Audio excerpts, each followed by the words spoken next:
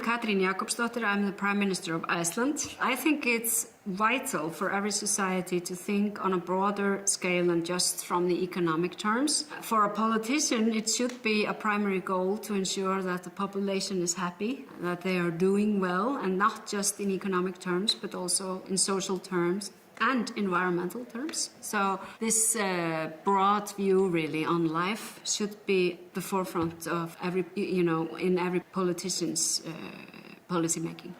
The sad thing about being a politician is that you're usually working within a 4-year span, which is the normal election term.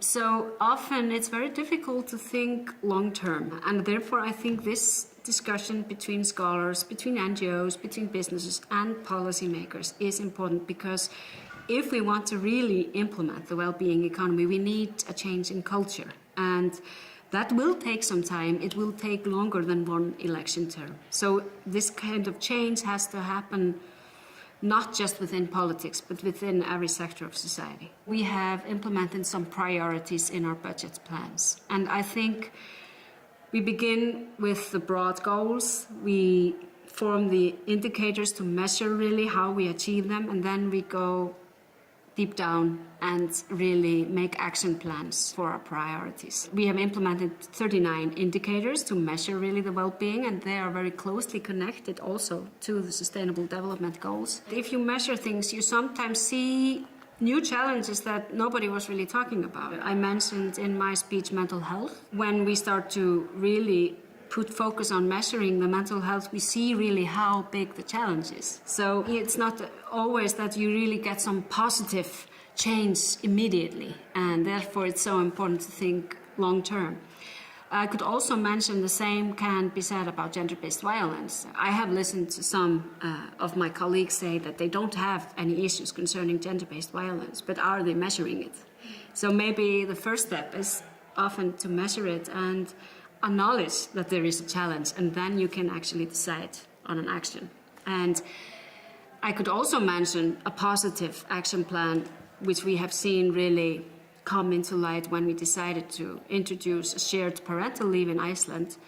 And during the 2 decades which we have had that, we have actually seen a real change in the attitude of the population, both for men participating more in the upbringing of their children, but also of children having different views on the role of men and women because they grew up in that system. One of the big challenges is the fact that governments come and go, and this is change that needs to be, if we want to see the effects, it needs to be long term. So that's one of the things that, one of the big challenges is really that we who are in politics, we are often thinking short term because we have election ahead. So that is definitely a challenge, and therefore this conversation is very important. But then it's also very important to acknowledge that it takes time. You begin and you can say, we implemented or started this process really in 2019.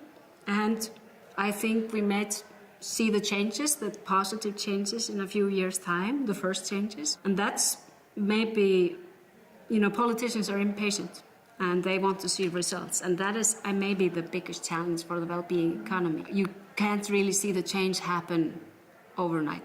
Mm-hmm. It takes time. When I'm talking about well-being in Iceland, people think more, okay, so you're talking about social issues. But it's not just social issues. It's this broad concept of how we want to build society where we also take into account environmental factors and economic factors, built really on the sustainable development, but also with a very broad narrative. One of the priorities we have actually put forward is, research and development, which is really an investment for our society. And people say, okay, but how is that connected to well-being?